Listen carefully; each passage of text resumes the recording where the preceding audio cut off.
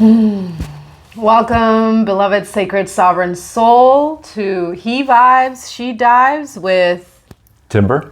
And I am Lady Drasmin. We are your hosts, and here we talk spirituality, higher magic, and anchoring the new Now Earth timeline.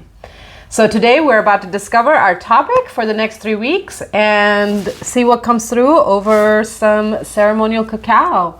We are continuing to work with the Mayan medicine, and today I added a little cinnamon. I was just feeling the need for a little bit of cinnamon today. So while Timber chooses this beautiful message today, thank you everyone for joining. If you are new, welcome.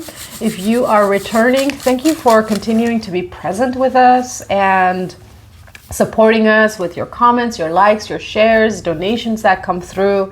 It really helps us so much. It helps these messages reach those that are ready to receive us. And we are so deeply grateful for your presence. What she said. Mahalo. Okay. All right, are we ready? I think it's your turn to pick. Did you pick last time? Did you pick time? Oh, yeah. Okay, it's so your it turn. is. All right, no pressure. Yeah. I'm feeling this one. All right, let's see. Here we go. Do you need your glasses? Connecting with the goddess. Oh. Oh, hey. This is you're gonna have a lot to say about this. Yeah, I'm stoked for this one, actually. Oh, yay. All right, connecting with the goddesses. So, look at that, it's piping freaking hot. You can see the steam. Ooh. Oh, whoops, hello. You beat me to it. I did, I'm sorry. That's okay. I'll fill yours up next time. Oh, thank you for serving me. Of course. Likewise. Thank you. To the goddesses. To the goddesses. Jai Ma. Oh, these are still really warm. Yeah, this cast iron kettle and cups are amazing, and I put them in the oven to heat up, and then they get really hot, and then we're like, who needs fingertips? Yeah, it's overrated. Can't track us that way. I know, right? Shh, giving away all the secrets. Lightworker etiquette 101. Right. Send your fingertips off so they can't trace you in the quantum. Especially drinking cacao. That way there's love involved. Exactly. Lovingly burn off your fingertips. Yes. Speaking of lovingly burning off things, wouldn't you say that's what the goddess energy is about? Lovingly, like, burning away. Oh, and especially depending which one you're working with. So I would love for you to start and take us into this topic, because I know this was one of your suggestions. Yes. Yes. Okay, so those of you that know me well know that I work with the goddesses very closely. And I've also come to find out that I'm also there's not a lot of men that do. But there are a handful, but there's not a lot. And so the phrase I always say, and I've expressed this to you, that I literally would not be alive today without the goddesses from up there and the goddesses that are around me, whether that's my sisters, my mom, or my partners, my beloveds. Like, I wouldn't be alive without all of them. And I wouldn't be the man I am today without them. So I have a lot of respect. Because when people look at me, they're like, yeah, he's a big fucking Viking. And he's like, when people first look at me, they're like, that's toxic masculinity right there. You know what I mean? And he's a white boy, he's privileged, and blah, blah, blah, blah, blah. None of that is fucking ever been true. I grew up poor. I've not had an easy life. But at the same time, I'm big, but I also train hard to keep my warrior at peace. But I also am a healer. I do energy healing. I'm an artist. I'm a father. I love and I hold space for those around me. But I learned to do that because I work with the goddesses, and I allow them in my heart. And I work with all realms. Like, I have Athena tattooed on my shoulder because she is literally with me all the time. She's always right next to me. But I work with, like, when I need to do some clearing, I call Kali Ma. And, you know, I know who to work with. And I work with all different realms of them. I work with Isis and Hathor a lot, as well as Master Mary, Mother Mary, because I kind of, they're not technically goddesses, but they're like right on that realm to me. You know what I mean? So what would you define as a goddess? Oh, I love that you asked this. Because there's woman, and then there's goddess, Yes. right? So like obviously goddess is a woman, but not all women are goddesses. Truths. So how would you differentiate the two? Well, the easy answer is like what we've been told, you know, but to me personally, it's not just like, oh, it's a Greek goddess because they're in the temples and the Egyptian goddesses and all this. It's more like you hear their stories and you hear what they've been through and what their journey has been. To me, even with my sisters here, when I see the goddess in all of you, it's because I hear what you've been through. I see your strength. I see your love, your compassion, and the willingness to not give up and to keep pushing, and to be able to hold space and have an open heart to do the work.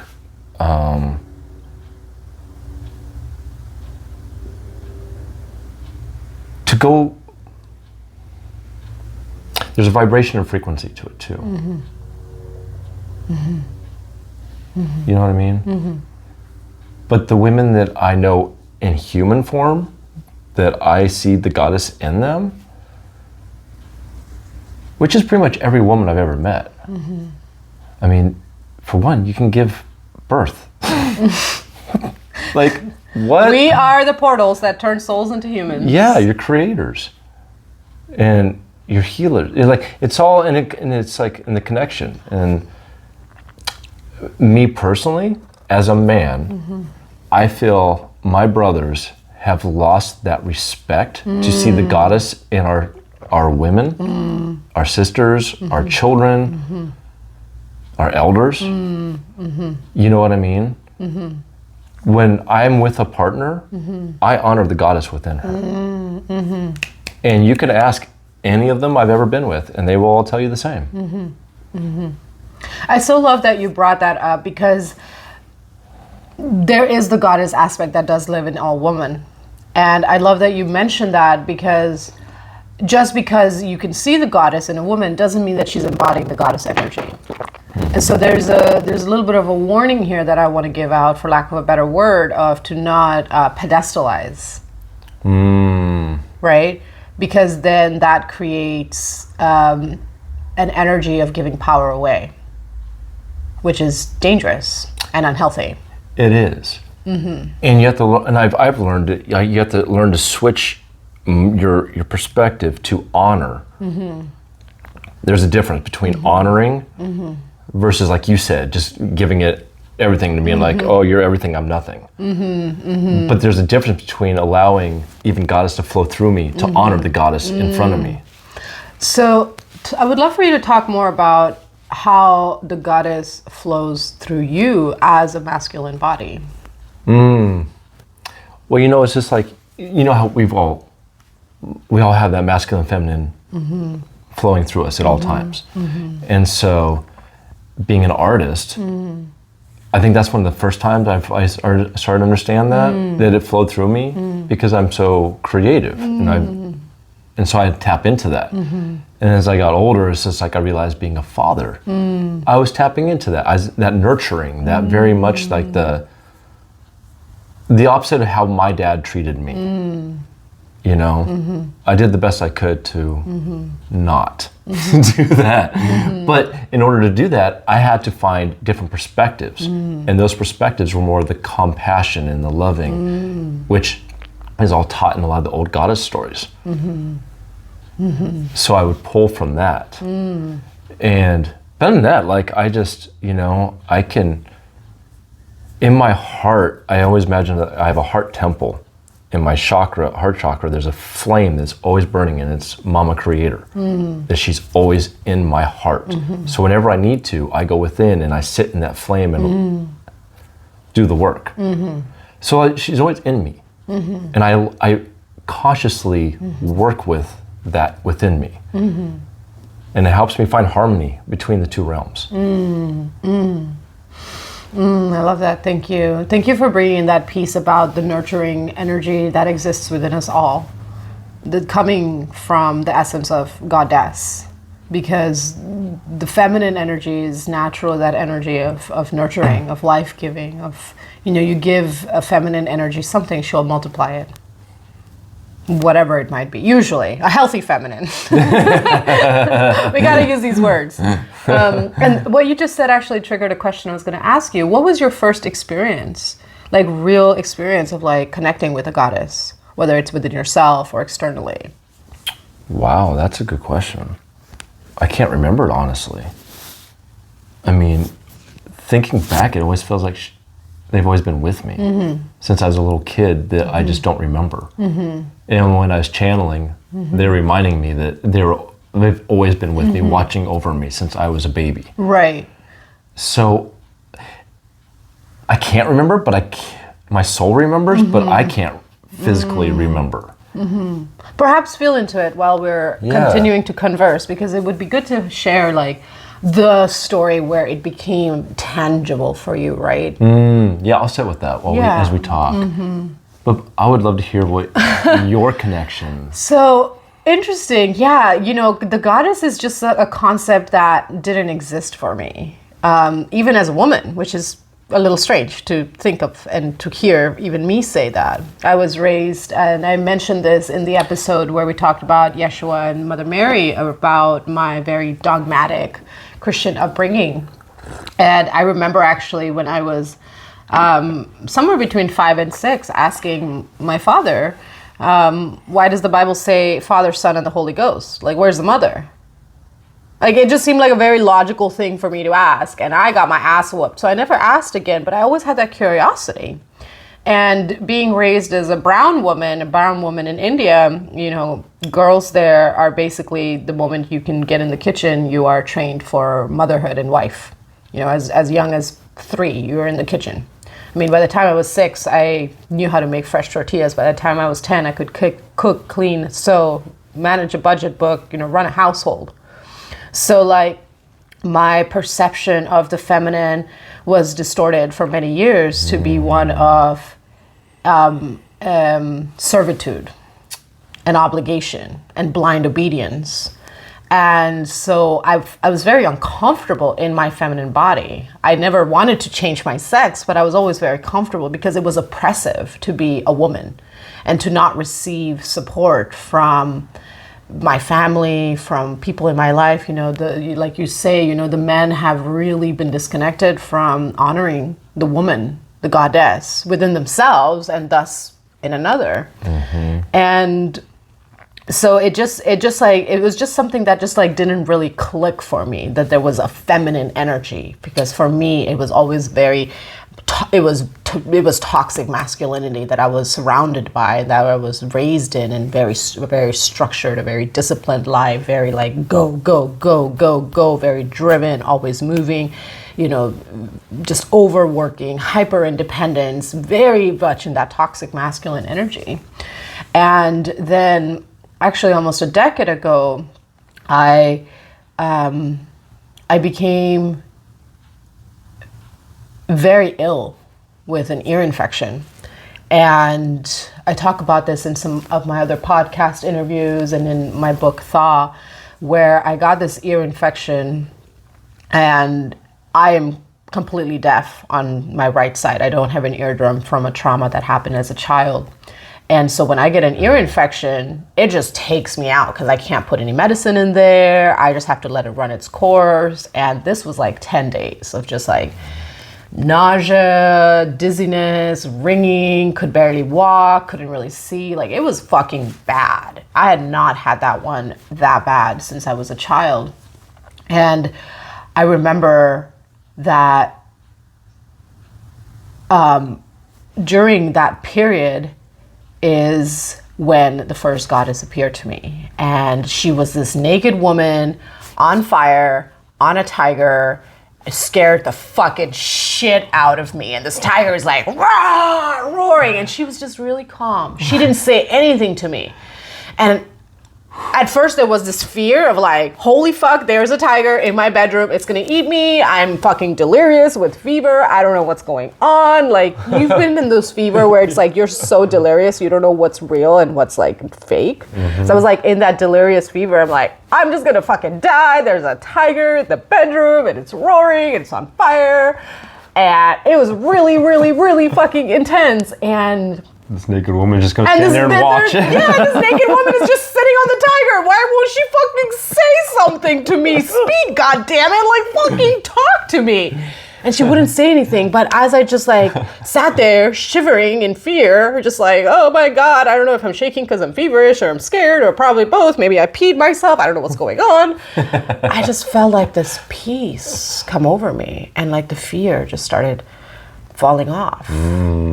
And I felt this like cocoon of warmth. And I didn't know who she was in the moment, because even though I was raised in India and later I found out she was Durga, I wasn't allowed to even like participate in any of my culture. You know, I was, anytime the festivals, and anyone who's visited India or knows anything about Indian culture, they've got festivals all the time for different gods and goddesses. Schools are always shutting down. They're always throwing parties, eating a ton of food. It's fucking awesome. Who wouldn't want to participate in that? But I was locked in the house. I wasn't allowed to even go outside.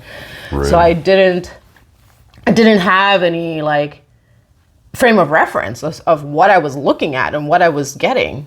But this woman, this goddess on this tiger, once I calmed down and I fell back asleep, the vision shifted because I was asleep, and she came back the next day. And this time I wasn't as scared, and I was like just observing, and the tiger's kind of roaring, slightly purring, and she didn't say anything. And then on the 10th day of my experience with this ear infection, I finally felt well enough to go outside and leave my house. So I went outside, and there was like this hill right outside my apartment, and there was like the sun had just crested, and I just like laid there on the grass, and I was rolling like a dog with my tongue out. I was like so happy to just be outside and to feel the sun on my face after like 10 days of not being able to see. I was just in bliss. And then she appeared blocking me in the sun. She like ordered me back inside, not with words. I could just feel her energy. And she became the mother that I never had. She was my first experience of what I would imagine having a mother, a loving mother would be, not one who's disassociated in religious, in text and whatever. I felt that energy of support, and she visited me every single day for months, and we just like created this like silent relationship. Oh, I didn't say this. So she ordered me back inside the house, and I went back inside the house, and I went to the patio because I wanted more sunshine. And I went outside to the sun, and then I started to feel the fear again, and it like came out of me as this like green sludgy slime, and it was like pouring out of me. And then she appeared again, and the tiger started roaring and chased this green slime away from me, and I just bust out laughing. It was the funniest fucking thing. And that's when like that connection happened of like, mother. Like I felt that in that moment. I was like, oh, I'm safe because she's looking out for me. And I had never experienced that from my mother, because she allowed a lot of the abuse that happened. And I was in that place for a long time where I made excuses for that. But anyway, long story short, so that was the moment where I made that connection of like, wow, this is what a mother energy would feel like. And then over the months that followed, we developed this relationship, and she would just visit me, and I would just talk to her. I would just ask her questions like I would a mother. You know, what do I do? I was right at the beginning of my elder shaman training, and so my medical career had just ended. I had just gone through a miscarriage. I was like, I just shaved off half my head. I was like in this in-between place of my shamanic training where I was like, everything was falling out of my life and I just needed counsel. I needed a place to be seen, to be held, to feel like I'm not going fucking crazy, because it felt like I was going crazy. Everybody's like, you just ended a 7-year relationship where you were engaged to a really good man. You ended a career where you were making good money. You got rid of your apartment. You got rid of your cat. Like, what the fuck are you doing? And I couldn't explain that was just the calling that my soul that my soul was leading me into. And I dived deeper into those 8 years in my book 𝙫𝙞. But she became that mother. I would just connect with her every day for a few months. And then a few months later, I stumbled upon the Awakening Women Institute run by Shamli Arda. And it was a Durga sadhana. It was a teaching intensive that she does. Sadhanas is a 21-day intensive of meditation, prayer, journaling, abstinence, reflection, devotional sit with a certain goddess. And Shamli works with the goddesses. And she shares their stories and their wisdoms and their practices. And I saw this Durga sadhana come up. I'm like, oh my God, that's her. That's the fucking naked woman. But she was clothed. And that's how I found out months later that this was Durga. And I went to the sadhana, and the day one of the sadhana, she left. And she didn't reappear for a few more years in a very different form of her face.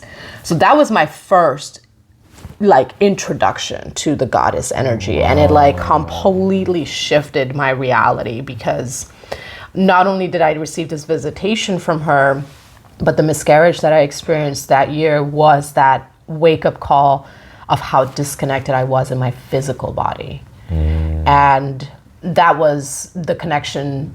That was that experience of a miscarriage. It was a miscarriage of a baby to a man that I perceived to be holy, and he was not. And so it was really devastating to lose this child, which I didn't really know I was pregnant, which was what led me to realize how disconnected I was to my body. But it hurt me because the way this man carried himself, he carried himself as this goddess revering, empathic listener, just spiritual man, astrologer, devotee of Christ consciousness. And then I had been celibate for over 2 years when I got pregnant. And when I finally figured out I miscarried and took some time to process that, and I went to talk to him about it, his response, knowing that I had been celibate until meeting him, knowing that I violated my own vows of celibacy because of pressure from him to have sex, which I take full responsibility for, his response was, "Are you sure it's mine?" What? And it fucking broke me. It took me over 4 years to recover from his response. We were at a tea shop, and I took all of my willpower to not hurl that pot of tea at his face. I just got up and left the restaurant. Fucking broke me. Because I had violated my own boundaries and rules. I entered into this relationship because he was certain I was his twin flame. We did this beautiful ceremony on Beltane, and that's when I conceived. And it just yeah, and that was the experience that really brought me into my primal goddess energy of did you just seriously just say that to my fucking face? Are you sure it's mine? Did you not hear anything I just said to you? Wow. How can you call yourself someone who is in reverence to God and Goddess if that's how you choose to treat people? So I've done the clearing, and we've done the forgiveness, and we've talked since then, and he has apologized for that, but the damage was done.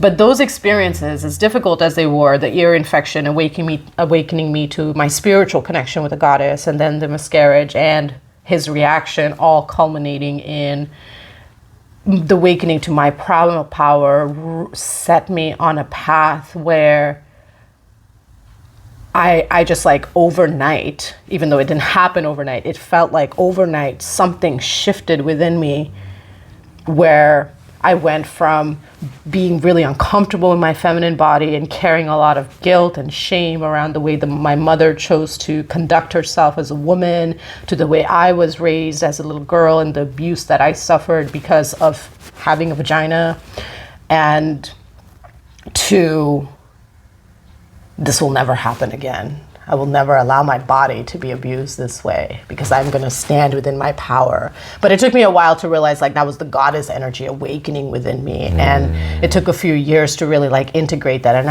I've sat and worked with many goddesses since then. They've come to me. I've worked with Lady Ma'at.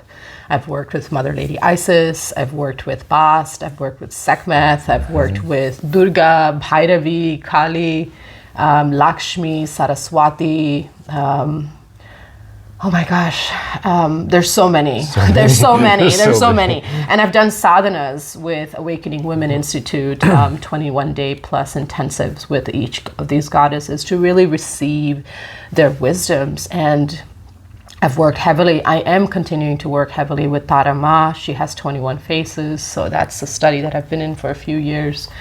But my reunion with my goddess energy has now led to a place in my life where I am now in year 3 of feminine embodiment leadership. And what I continue to discover is how fierce the goddess energy is. I had this distortion in my mind that the masculine energy was rah, rah, rah, but actually that's the feminine energy. The true divine masculine energy that I have met and encountered, especially over the last few months, as I've have made this contract with myself of I'm no longer accepting anything less than the divine masculine in my life. And I mentioned this in that Yeshua episode of like, this is how Yeshua shows up for me in the divine masculine. I'm coming to discover that the divine masculine is actually very soft and very patient and very calm and very steadfast. And it's a complete like different, it's so completely like way off the board of what I ever thought masculine energy was and what I experienced, because I always experienced rage and violence and abuse from the masculine. And so like to completely shift my consciousness is my daily living practice of like approaching the masculine with the tenderness, but remaining in my fierce strength. And it's you know, even with you, you know, we've had experience where it's like, you need to calm the fuck down. But if I engage with a woman the way I've engaged with you, they'd be like, yeah, queen, let's go, rah. Like when I'm with my women, we're like in our energy and we're really, but when I'm with the masculine, it's very calm. It's very neutral. It's very, I can rest here. So I'm continuing to discover how the goddess shows up in my life as I deepen in feminine embodied leadership and find that delicacy of the different shades of feminine, because that's what I've learned. I've read Women Who Run with Wolves 3 times. Do you know this book?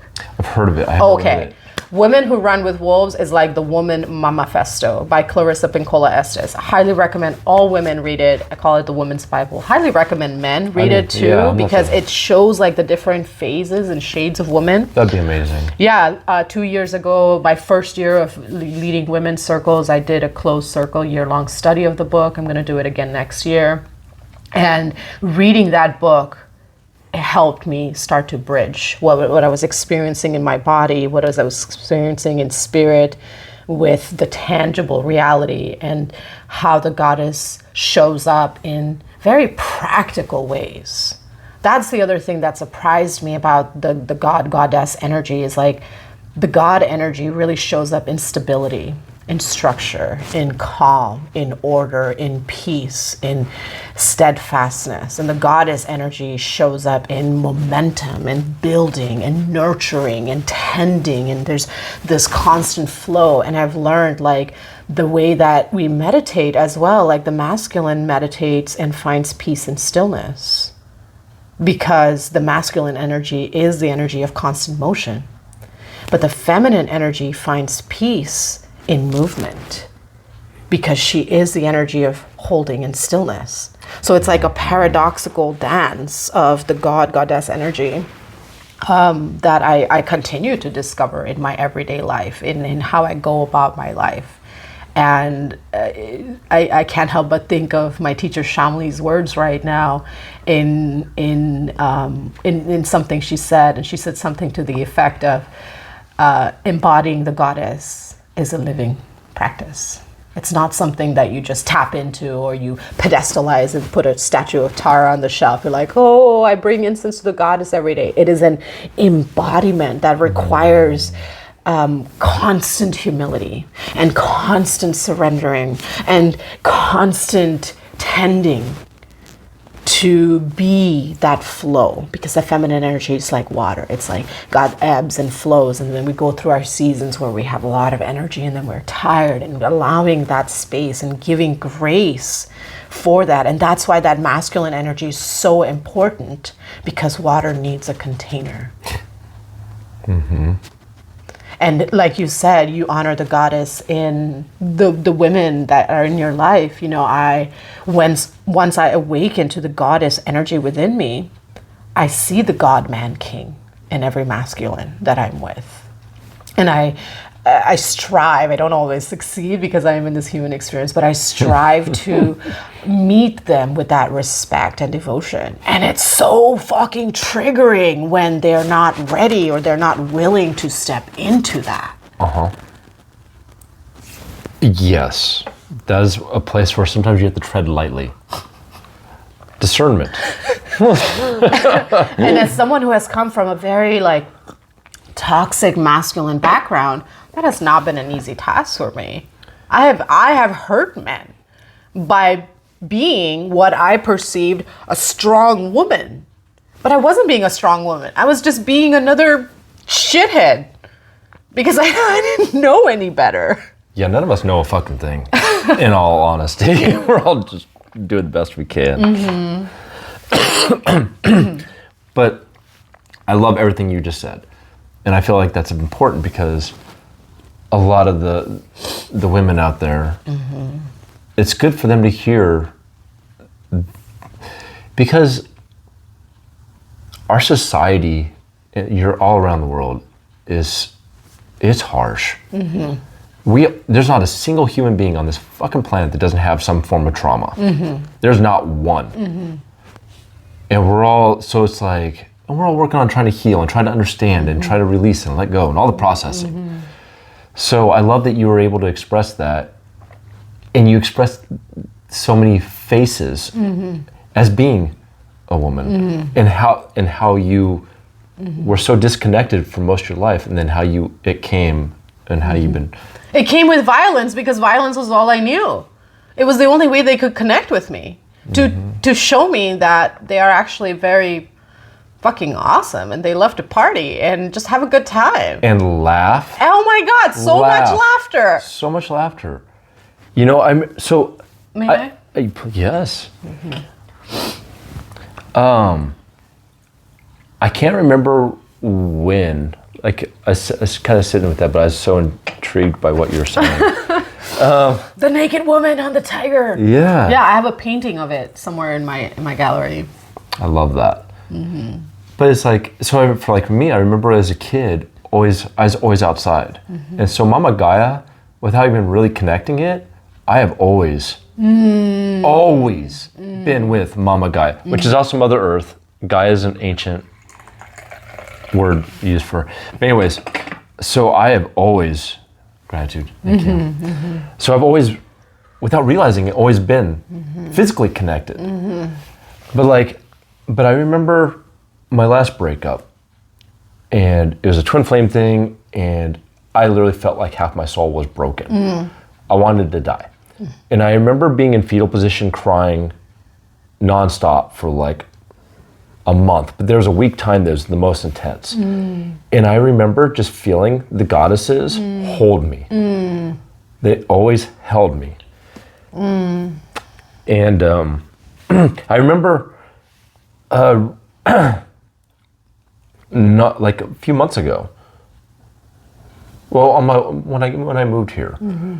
I heard them clearly tell me one of the goddesses almost completely broke you. Mm. So we will send you goddesses to help you heal and to find that harmony again. So just know that like, just because one partner did that doesn't mean I'm not going to find love and connection with another that won't do that.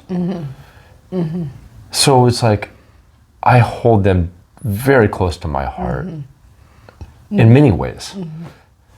So it says it's always interesting to see how everyone's dynamic with them is so unique, and the stories. I love that you brought in Mama Gaia, because I had a vision where Mama Gaia came to me on Earth Day. She woke me up at 4:04 a.m. What time? At 4:04 a.m. Yeah. I was at my mother's house, staying in her little apartment in California at the time. And I was sleeping on a massage table for a few years.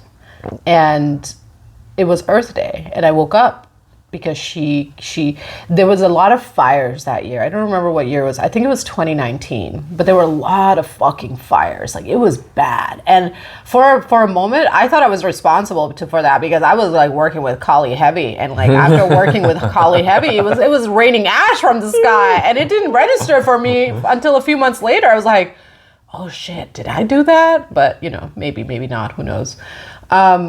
But I was staying at my mom's, and I was in deep fasting. I think it was day 11 of a fast. And I was fasting and praying and just like asking, you know, how can I be of service?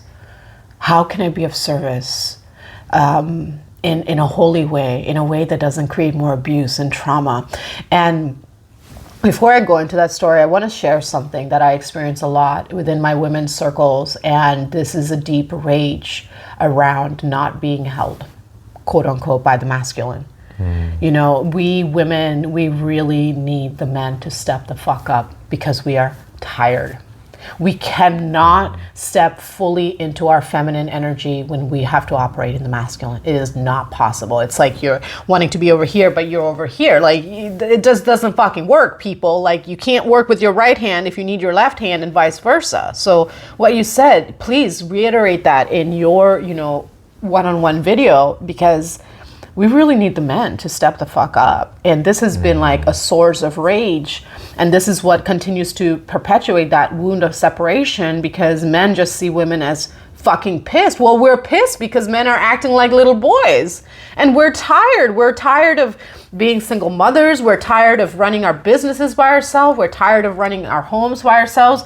You know, we're tired of fucking doing everything and taking care of all these little boys. And of course, there's whole like cultural stuff that can go into that. As a brown woman, I have to deal with a lot of that cultural crap. Boys are babied in India, babied in Mexico, treated like they're just overlords that can just do whatever they want, walk in the door, throw their shit on the ground, the wife's gonna come pick them up. I've even seen like women in my culture literally spoon feed their husbands, and their husbands will not eat until they're spoon fed. What? That's how toxic That's crazy. the Indian culture can get. I mean, child marriage just barely became illegal. Just barely in the last like 20, 30 years. Which is disturbing on so many accounts. Anyway, I digress, but I was praying and fasting because I was like, I feel this primal power, right, of the goddess within me. I feel like I'm here to be of service. I don't know how. And then I had this vision, and I saw the earth. It was on fire. It was just burning. All the trees were dying, all the animals were dying, and it just was just exploding, and volcanoes fucking erupting, and everything melting, and the steam, and then it just like became this really small, hard black ball, like the entire earth. And then from this black ball, this like little tendril of wood came out, and it started forming and shaping and became the trunk, and then became Mama Gaia, and then like her arms or the limbs, and she was like creating herself back. She was this huge fucking entity with like bosoms and just like smiling, and with ferns in her hair. And I have a painting of her in my gallery as well. And I was just like watching her, and she looked me in the eye, And that was the first goddess that I actually saw eye to eye, because Durga, you know, she was always in flames. And then after Durga, you know, I didn't have a visitation from a goddess until Mama Gaia came to me. And I just knew, like, this is Gaia. Like, she just, like, I could hear her name. I'm like, who are you? And I could hear Gaia, but it wasn't like from her. And then as she like formed and she's smiling, and I'm just like sitting there in this like pain in my heart, feeling the earth dying, you know, I was living in fucking California in this horrible town where there was like not a grocery store that had any healthy food. All these Mexican carnicerias that have like just terrible food. And that's part of why I was fasting, because I'm like, I'm just not going to eat if there's just not good food. I would rather fast and like, you know, keep my vessel pure over eat toxic bullshit after I've just spent 4.5 years in shamanic initiation and training. Like, that's just not going to happen. My mother was not happy about it. I'm like, I love you. I'm sure your cooking's great. Not happening. Thank you. So I was feeling that hunger as well in my body, that like that choice to quote unquote willingly starve. Because there was no fucking healthy food around. So I was feeling that pain of starvation in my body, even though it was an intentional fast. And I looked at this beautiful goddess, and she said 3 words that forever changed, even more changed my life than I'd already changed. My life had been changed. And she said, I have you. And I woke up and it was 4:04 a.m. and I just started sobbing, and it was just like the most beautiful thing. And I like spent the whole day like sketching her down. And then a few months later, I got Gaia tattooed on my wrist as like a marriage contract with her, like commitment and vows of I am you as you are me, and let every step and every word and every breath I take from here on forward be in service to you, because I saw her like rebirth herself in this vision. Like, it was the most powerful fucking thing. It was beyond like what Yeshua had done, you know, like Yeshua came and he died and he ascended. Like, that's cool story, bro. But like, she just reformed herself from this hard calcified tar pit. And it just, her like Gaia, she's just like the living memory. And so, you know, we're talking about connecting with the goddesses, and for anybody who's like, oh, goddesses aren't real, well, look at the fucking earth. Start there. Start there. Going back to like getting back, putting your hands in your bare feet and connecting and breathing, and just have honor and respect. And to like just let her in your heart. Get naked and roll around in the dirt. Yes. Or get naked and jump in the rivers, the oceans. Hug a tree. We need to make fucking being able to get naked in the outside legal. Like, it's ridiculous. You know, yes, and there's so much perversion in the world today. There's that too. That we do have to protect our children. I'm all for body positivity. Y'all, you know, people come to my house, private events, even like some of my events, intimate events that I have, I'm like, if you end up stripping down naked, you know, that's just what happens. I mean, you've been to my cacao ceremonies and sensual dances where I'm like, if your clothes come off, you know, just keep your undies on, because that just helps maintain the sensuality of the container. But I'm all for body positivity. And I'm also acutely aware that there's evil in this world that's preying on children. Yeah, there's that. It's like, there's so much. That's like, if I walk out of the house wearing something skimpy, and I dress very modestly for the most part when I leave the house, it's like, oh, she's a whore, she's a slut. But if I dress modestly, she's like, oh, she's a prude. Like, there's no fucking, like, there's no happy place for us women to comfortably express ourselves unless we have a man standing by us. And then, is that man secure and confident enough in his masculinity to you know, be comfortable with whatever the woman chooses to wear? We have so much work to do. Oh my gosh. It's ridiculous. But you're absolutely right. You're absolutely right. You know what's fascinating for like me is in all my travels across the U.S., coming to Oregon, is the first place I've ever seen where like nudity is totally accepted. Whether you're going to like an ecstatic dance, there's like a sauna and people are just out there fucking naked, hanging out. And it's no big deal. Right. The forest, no big deal.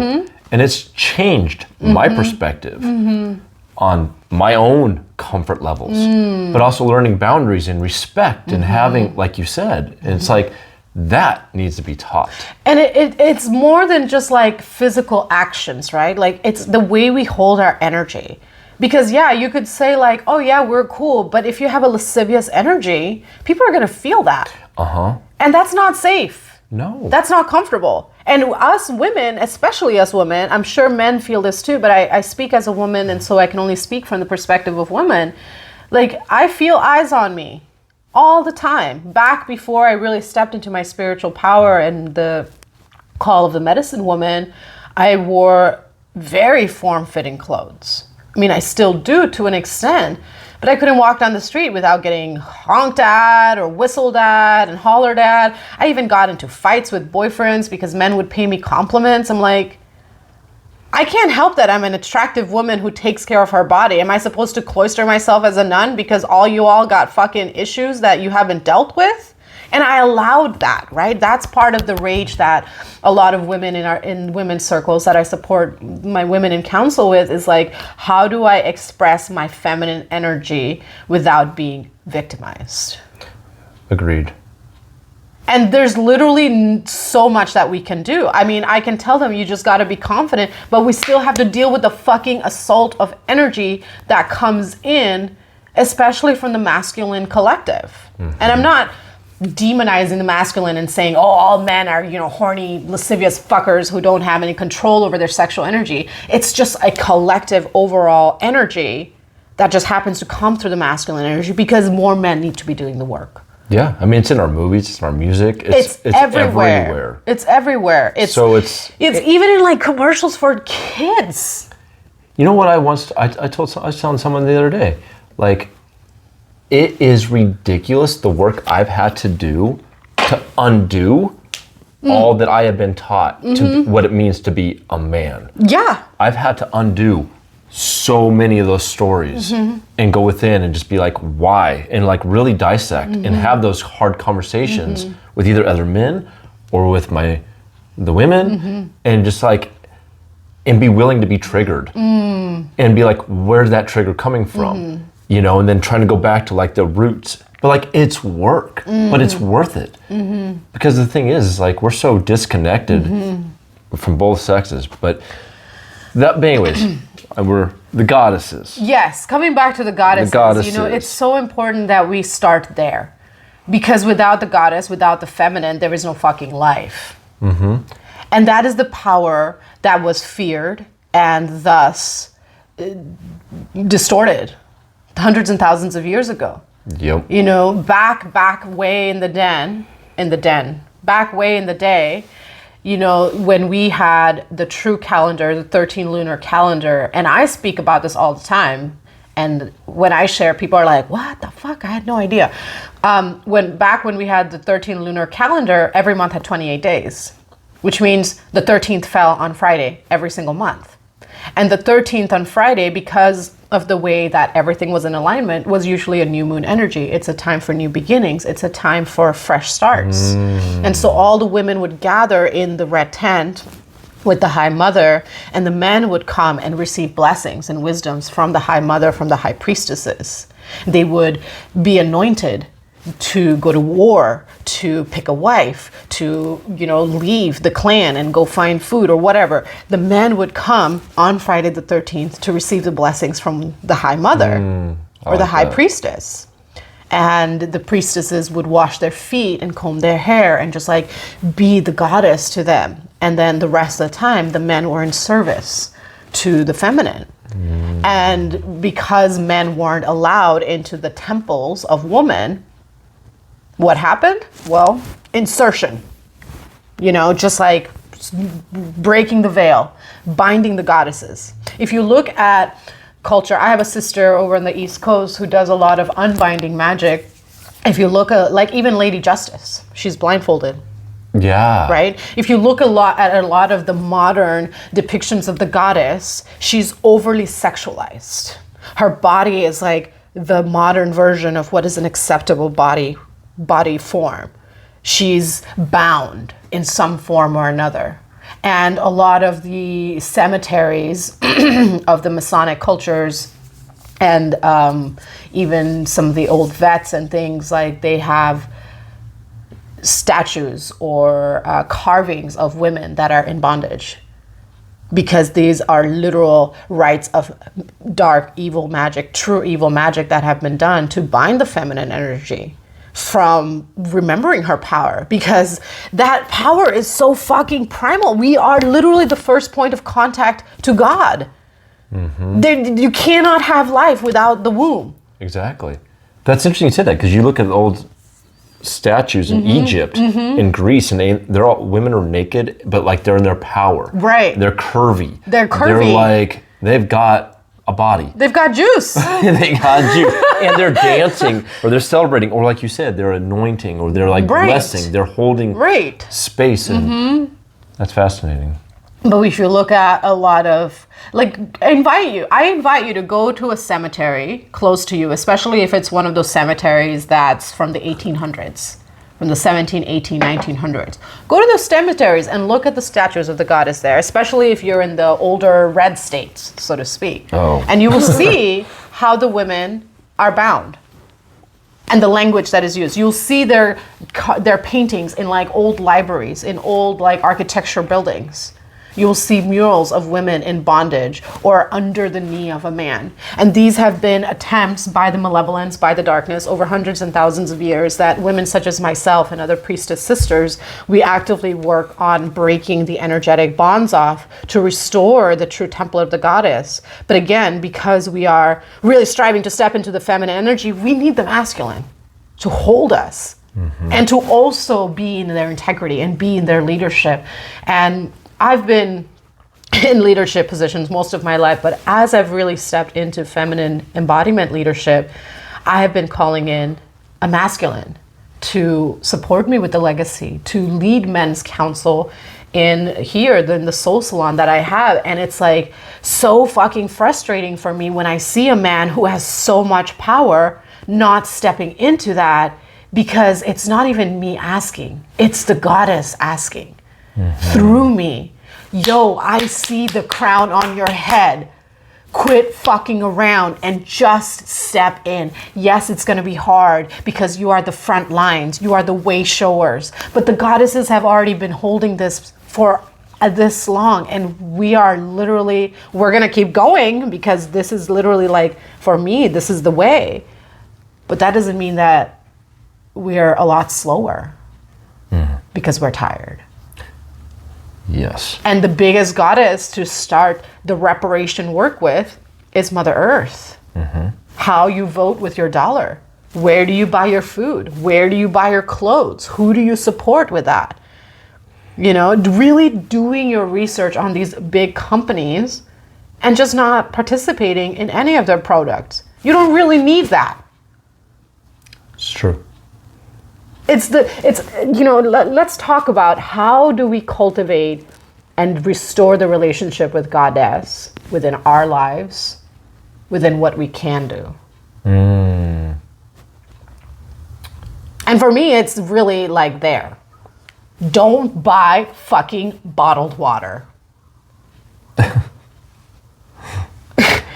Unless you're absolutely in the dire need, there's no other option. If there's absolutely no other option, what a gift that's an option, right? But like, get a fucking canteen, get a mason jar, repurpose your soda bottles, right? And drink living water. Oh man, I miss getting natural spring water from Sedona. Oh, and even Mount Shasta. Oh my gosh, yeah. Ooh, those two places. I have never tasted water so good. Yeah, we're blessed to be 6 hours from Shasta. I went 2 years ago and I'm almost out of all the water I got, so it's time for another trip. But these are the ways that we can begin to cultivate that connection with the goddess. Taking time to just connect with life. I mean, we are made of the same exact elements as the earth. We breathe air. We are literally drinking the same fucking water that our ancestors drank, that our descendants will drink, because it's the same water that has been on planet Earth in one form or another since the creation of Earth. Yeah.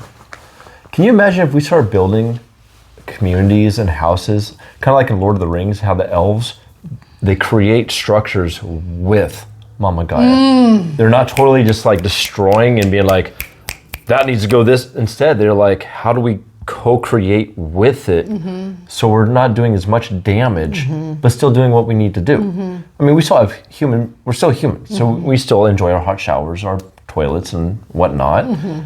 But there's ways that we're at a point with technology and where we can really design things in a way better way than we've been designing. Oh, absolutely. But that's part of what you're talking about. That's also, right. You know, it's where we're voting with our dollar. It's supporting corporations, entities that are destroying the earth because they have the money to do so because it's coming out of your pocket. And they give no fucks. They give no fucks, so you need to give a fuck. Whereas small businesses that do have to charge more because it's so hard to compete and keep their doors open, that's a whole nother. That's a whole other conversation. Like apothecaries, like every town should have an amazing apothecary. It's needed. You know, it's interesting what you said, because I'm almost hesitant to say this out loud. Good, that means it needs to be spoken. When I connect with the goddess, with a woman, sexually, before I usually do anything, I have a practice where I put one hand on her heart and I put my third eye on her yoni and I breathe and I give her honor and respect and gratitude. And in my mind, I'm sending love and gratitude through her yoni to her heart and connecting the two. And just honor, and just taking that time to where it's not just a body that I'm just about to, that's not it, you know? Kind of like I have a rule too, that I do my best to make sure they at least have 3 orgasms before I even think about mine. Because it's not about me all the time. And the women in society are so used to men just getting what, like you said, getting what they want. They're like, bam, bam, 5 minutes. And the women are just like, so.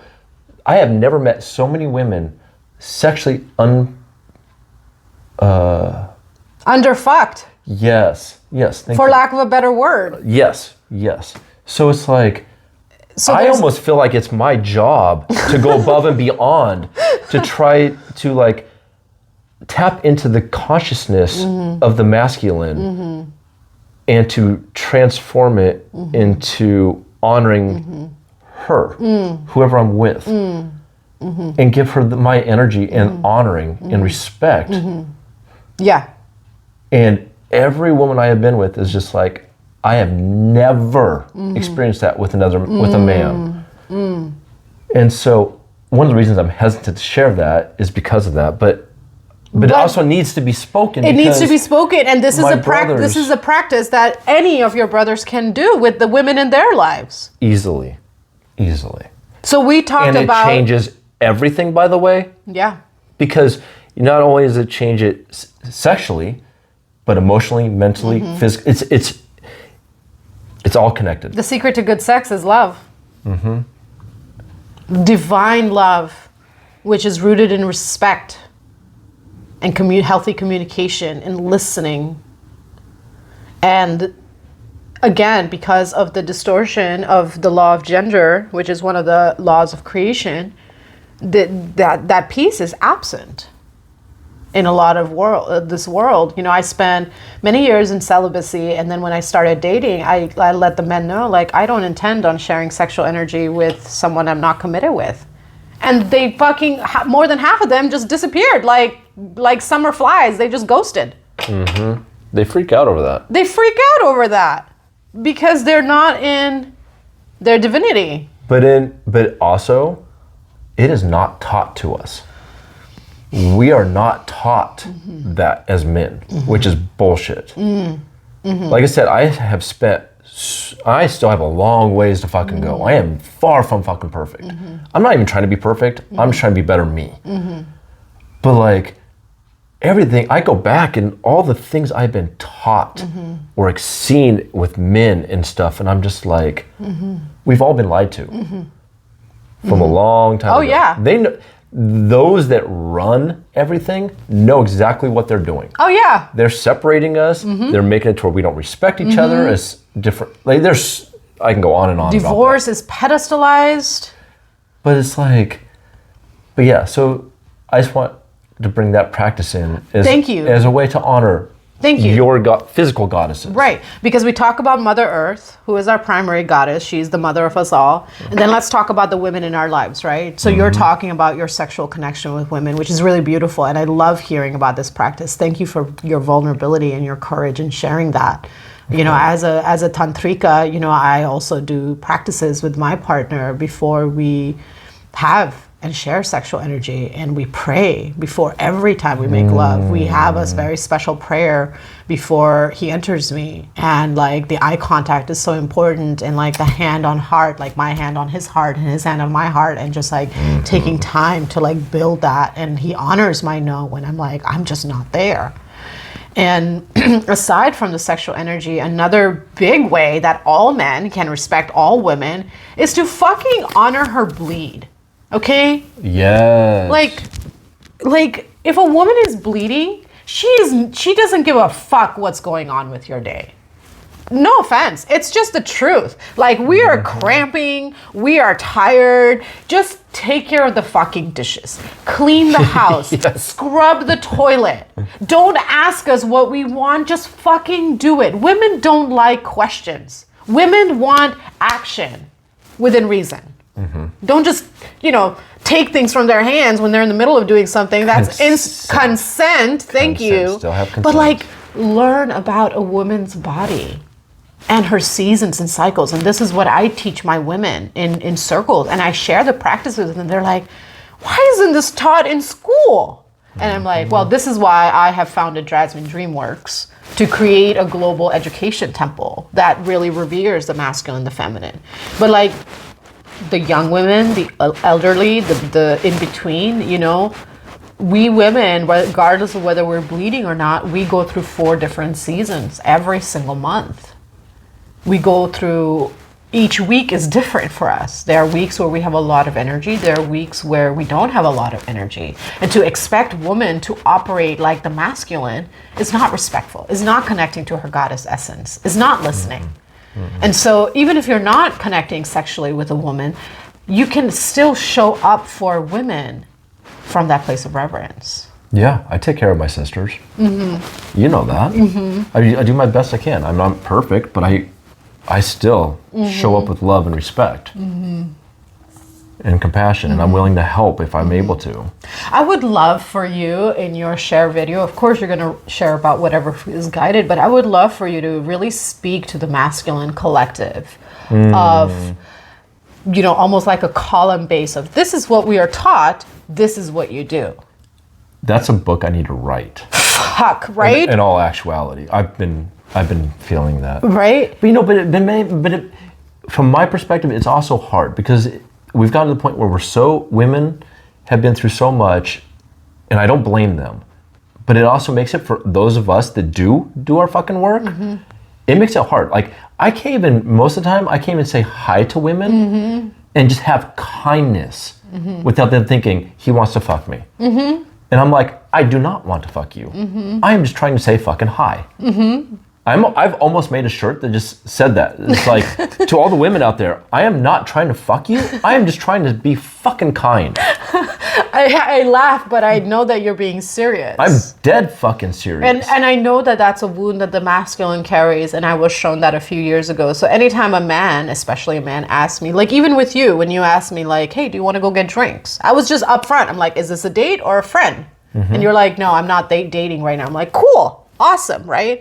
So that's the other piece of like connecting with the goddess, or just connecting with fucking people in general, regardless of the gender. Ask questions. You mean communicate? I know, right? What the fuck are you talking about? I know, right? Just like talk to each other, right? Yes. Stop using sex as a way to disassociate from your problems. Yes. How many couples don't talk? They just have sex. Because then you don't have to speak to each other. Then you're done in 5 minutes. You dissipate that energy and then you move on and continue your dysfunction.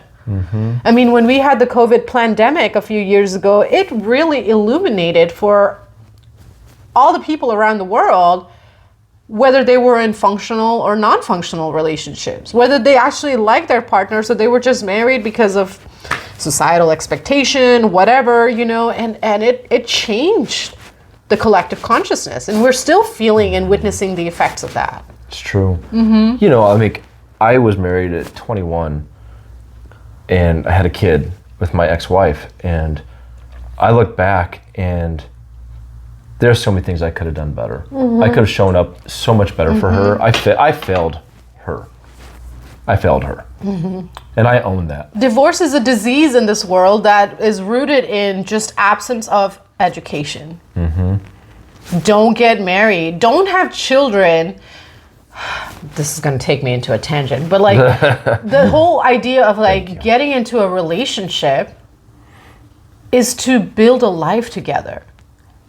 So talk about your values, right? Like like the big thing about that I see in divorced couples, especially like divorced couples who have children, is their values don't match. And my only question is, why the fuck didn't you have these conversations before you decided to have a child? You know?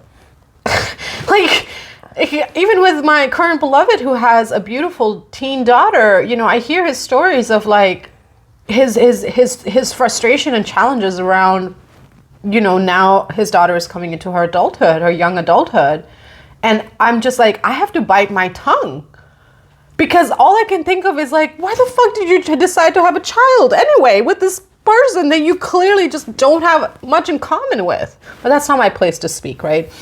But it again brings this question of like connecting with our own inner goddess, learning how to listen, right? That's the key step. We've talked about how to connect with Mother Earth. Drink water that's not bottled unless you're in absolute dire straits. Think and do your research where you spend your money, right? Like how you take care of your home, the products that you use. We've talked about connecting with the goddesses of the women in our life, sexually and non-sexually. Now, how do we connect to the goddess energy within? And I think that's important because especially for men, if you can't connect with that, then that's one of the main reasons why we can't express it to our women. Because we're not taught that. So what's a practice and an action step that you can give to a masculine who's really wanting to connect to that goddess energy? Because we can only show up to others to the depths that we show up for ourselves. I would suggest starting with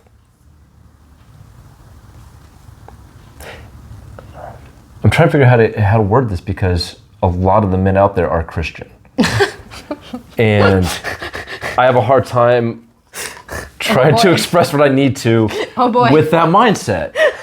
I get where you're coming from. You know what I mean? So I'm trying to figure out how do I share this in a way that no matter what men believe, they can connect to it. Yes, thank you. So it's more of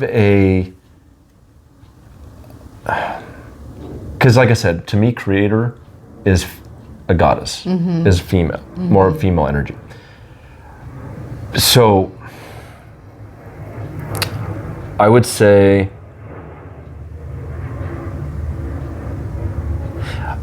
just take on the practice of just actually verbally putting your hand on your heart and say, I welcome in the goddess in my heart. Teach me how I can treat my partners, my children, the women in the community, the women in the world. How can I show up? And then listen. And do the work necessary when you get the answer. Right. And that work, it's not going to be easy. No. There's so much that men have to undo and really ask those deep questions of like, why do I do that? Why do I think that? Is that what is happening? Right. You're either, you know, from where I sit, men are either on the spectrum of being the good guy or the fucking asshole. And both of you need to do the same amount of work to come to that center point of just being a person who has faults. That's why I use harmony. Because to me, I feel like there's not a lot of real true balance within humans. Because there's no it's not black and white. And it's like that ebb and flow. It's like sometimes you are going to be an asshole. And sometimes you are going to be the loving, kind human being. And sometimes you're going to be in the middle to where you're just kind of like very more centered and harmonized into where you can still stand up for yourself in a way without being an asshole, but still have the love and kindness and compassion. It's like that, but it's all about learning who you are. How about yourself? With that same question. With the same question. To connect with the goddess within, the first thing that comes to mind is asking the question of, what is my relationship with the women in my life? That's a good one. And start with the relationship with your mother. Yes. Because it all starts with your mommy issues, men. And with women, it starts with your daddy issues. Not saying that you can have both mommy and daddy issues regardless of your sex, but really look at what was my relationship with my mother. Because that's the first relationship with women that you have. Were you fed nourishing, healthy, home-cooked meals or not? Boom. You know what's crazy? I remember reading research that's recent is how men are born, whether they're born through natural versus C-section, also changes your personality for the rest of your life. Yes, it's true. It's true because as a doula, as someone who has helped birth over a dozen babies in this world, and from my higher perspective shamanic wisdoms, when you come through the birth canal, you are going through that natural process of going through that portal, that vaginal wall that has the memory of life. And it literally like squeezes you out. So it's more of a natural evacuation. Whereas when you have a C-section, you are literally just cut from life source. And then don't get me started on the whole like cutting the umbilical cord from the placenta before it's time. Yo, people, like the placenta and the umbilical cord needs to be attached and stay with the baby for up to 10 days. Because it is what feeds the baby, okay? And you take this baby out of the womb, and I've done womb trauma healing circles and guided meditations.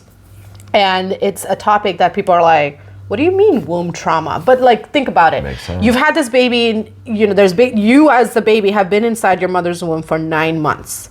And your life force, all of your food is coming from the placenta through that umbilical cord. And then you get ejected. It's a bright, loud fucking world. You get your penis snipped, you get your umbilical cord snipped, and you're forced to drink milk. Like there's no weaning period. There's no integration period, right? And so please, I'm bringing this into awareness, if you haven't clicked off by now, of like, recognize that there is a deep wound that both mother and child, regardless of gender, has experienced when that umbilical cord gets snipped. The true natural way of birthing is the baby is swaddled and the umbilical cord stays connected to a placenta that stays in an ice bath for up to 10 days. And then the placenta will start to shrivel and then the umbilical cord will shrivel. That gives the mother time for the colostrum to build, because she's bonding with the baby, but the baby is still getting nurtured. So the baby is starting to like tap into the colostrum, which is not yet milk because it's colostrum for first few days, because there's a transition of the body, of the hormones of the feminine beginning to like come back to her own stasis, but she's no longer maiden, she's now mother. So she needs that transition period. Wow. And then there's this like fucking pressure of you need to nurse. When she's just like gone through this fucking like trauma of her whole body changing. Yeah. And then, the baby is like feeding on colostrum. If it doesn't get it, it's okay because it's still getting its nutrients. Then the placenta starts to shrivel, the umbilical cord starts to shrivel. Then you do a ceremony and you cut it. I like that. And then in the Native American way, the way that I was taught, and I have a Lakota past life, you take that umbilical cord and you wrap it with certain herbs, lemongrass and other things, and you place it in an altar in the house, and you create an altar for your child so they're always home, they're always connected to you, and they don't stray too far off. I love. And then the placenta can be chopped down, the mother eats a little bit to like start strengthening her body. And the placenta has so much nutrients in it because it is the first feeding vessel of the child. You freeze some of it and you feed the child some every year for 7 years, and it helps strengthen their immune system, it helps strengthen their physiology, and then that's how you build a strong, healthy baby, because you're giving them some of that placenta every year for the first 7 years of life to strengthen the spirit within their body and to anchor the mother and the father energy that is infused in that placental medicine. And it fucking destroys me how much placenta is just thrown as medical. It is not a fucking biohazard. It is literal life. Wow. That needs to be taught. I just had to say that. I'm glad you did. I didn't know that. Yeah. And I learned about this because I was raised in India, and I found a village doctor's book, and I delivered my first baby when I was 9. And Of course you did. wait, 9? 11, excuse me, I was 11. And I've just learned like over years, and there's not a lot, but there's some women out there who are bringing back, the true way of birthing. I mean, women were all but kicked out of the medical field, and men were put in there to do women's exams. Like, you don't have a yoni, you don't have bosoms. Like, you couldn't possibly understand what's going on in my body. That always seemed illogical to me. It's weird. It doesn't make sense. I don't want a man probing around down there. I don't care if you're a female doctor doctor telling me what I should do with my dick. Right. And I'm like, do you really know what it feels like? So that's why I asked, like, look at that relationship with your mother, but also look at the way that your mother was treated around the time of your birth and before and after. Because that is going to present a mirror. That's why I'm so messed up. Of how you relate to your own goddess energy and to the women around you. Just start looking at your relationship with your mother, and look at your mother's relationship with herself. That's going to be where you can start unpacking it and learning everything. And that can be really fucking hard. And then if you were adopted, shit, that adds a whole other layer, right? But you can still start there. Like, look at the relationship with your adopted mother, right? And go from there. And then you'll start quickly seeing where you are in pattern of destruction and perpetuating that pattern, because that's literally all you know. And really be gentle with yourself, right? Because this is the other piece. It's like that shame and guilt. And this is a download that I just got a few days ago. We also inherit our ancestral shame. And so we have to really be mindful of, is this guilt and shame even mine? Or is it something that I inherited in the blood?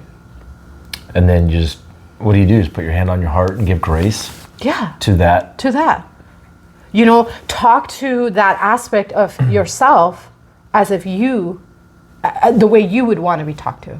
One of the biggest driving forces of my mission and everything I do and the way that I just live my life is to create a world, to create an education temple, to create structures and quote unquote systems, not a word I like to use, that I never had.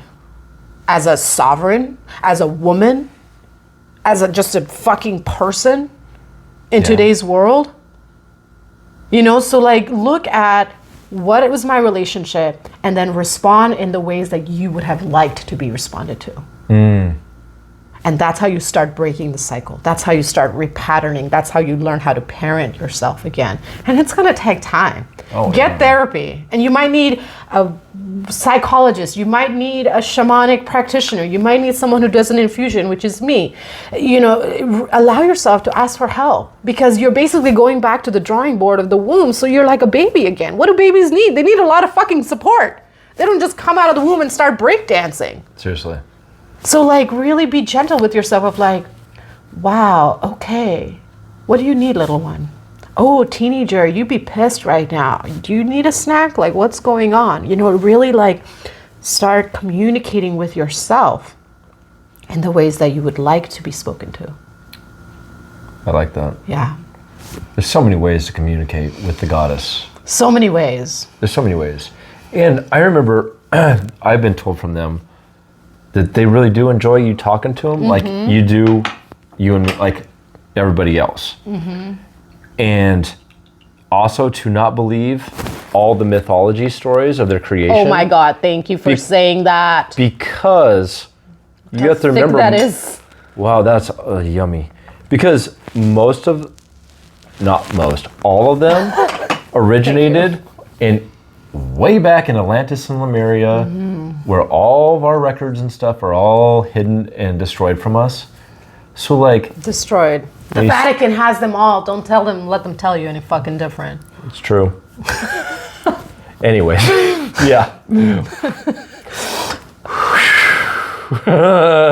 So anyways, but like, get to know them. Get to know them on your in a personal level, because they, like you were explaining earlier. And they speak softly. Yes, and they will come to you in the form that you need them to at that time. Right. And they, like you were saying earlier, years later they may show up in a different form, in a different way. In that moment when I first experienced the goddess, I needed that ferocity. It scared the fucking shit out of me, maybe not literally, but that's what I needed. That's what was familiar to me. Where I needed that soft and love and compassion and holding, where I'm like, wait, what? Exactly. Yeah. I needed a defender. You needed a nurturer. And the goddess appears in the ways that we need. Not in the ways we want, but in the ways that we need. They know better than we know. Of course. And they're already here. Like you said, you knew that the presence of the goddess was with you your whole life. You know, now that I think about it, you know, the presence of the goddess in the form of my grandmother was with me my whole life. She was murdered when I was 6. And I have a tattoo of her. She was the first tattoo I got. But her presence and my brother were the 2 pillars that held me through all the fucking shit that I went through as a child. And I guess now that I think about it, she was a goddess for me. I never really saw her as that until this moment. Wow. Interesting. Thank you, Grandma. Thanks, Aunt Mama. Wow. Never even crossed my mind until just now. Wow. It's such a shift within me. I had to redo that too, because my grandmother, one of them, was never nice to me. But like, I remember after she passed, she came and apologized. But then I saw her light, and then I saw her love, and I saw the goddess within her as well. So I'm able to retell those stories of what I went through the childhood versus what's actually real. Thank you for saying that, because, you know, sometimes the women that come into our lives are really not operating from a place of love. Not at all. You know, and I've had to, you know, I continue to do this work with my mother, who is still living, bless her soul, where she's just not, you know, from my perspective, operating from her full divinity.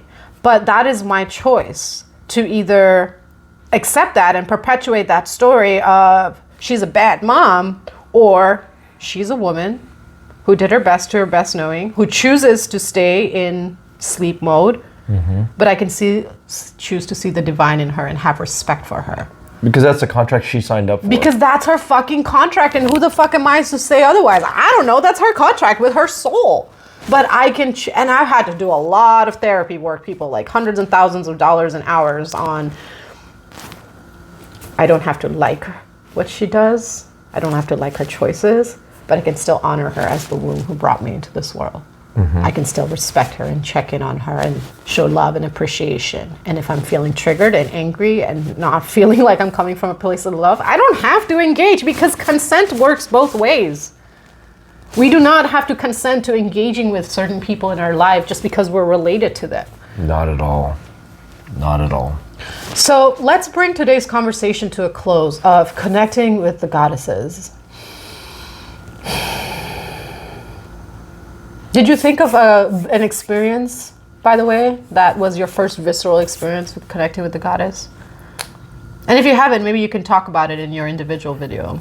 Kind of, but not really. But I remember I met White Buffalo Woman in my first sweat lodge when I was 17. And I didn't consider her a goddess at the time. But I mean, I've worked with her since, you know, but I don't, I remember that moment was what really changed the course for me in my spirituality and everything else moving forward. Like, everything fucking shifted for me. So... Thank you for bringing in that sweat lodge piece, because women would go to red tents and men would go to sweat lodges. And it's so important for men and women, really, both sexes, to find their sex circles. That sounds weird. To find their same gender circles and make that your part of your living practice. Show up to women's temple monthly. Show up to men's council monthly, because we need to restore the rites of passage, the continued tending of brotherhood and sisterhood, and that can only happen in certain containers. I feel like we need a third circle also to bridge them, so we can teach each other. Right, absolutely. But that can only happen when the masculine is in his power and the feminine is in her power, and they are in power union, operating from the place of divine. Until that happens, you just don't have that. Truth. You know? I have been asked multiple times to lead men's circles. And I'm like, I can't. I don't have a cock. But I would be happy to co-host a mixed gender council temple. But I need my divine masculine that I am in sacred union with, because we are sharing and cultivating that God energy together. And so I was single for 8 years, because I'm like, none of you are fucking up to it.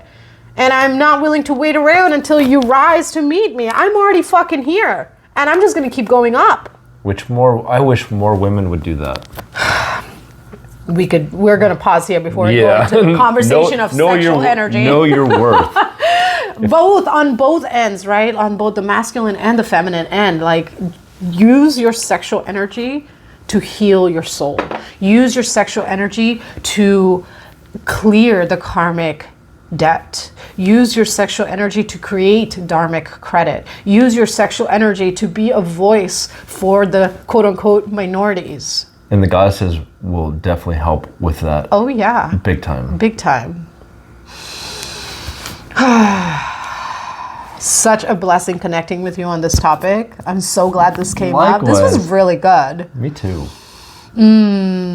Gratitude. We would love to hear from you, your insight on today's episode, and what is your relationship with the goddess right now, and what practice do you use to connect with the goddess daily? Let's end with that.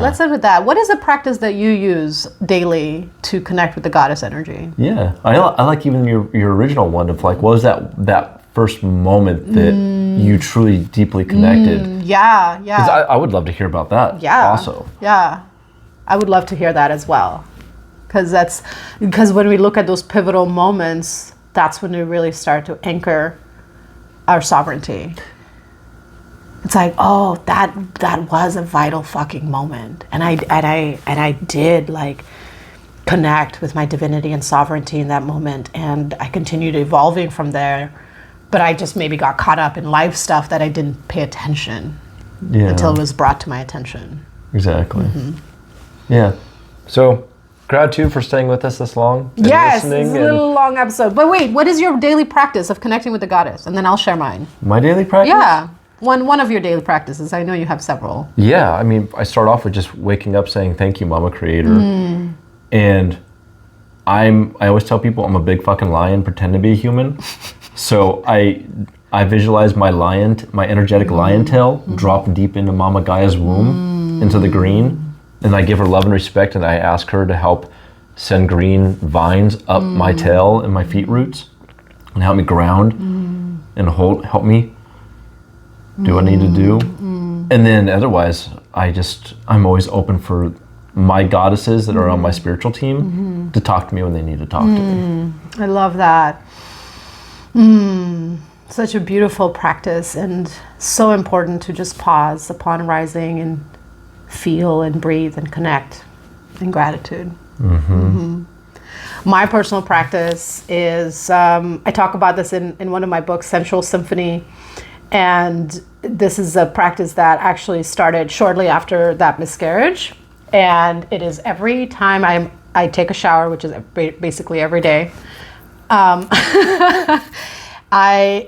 take time to sit in front of the heater and oil my body and just connect with my sensuality and just think of like, may all beings experience how to be soft and strong.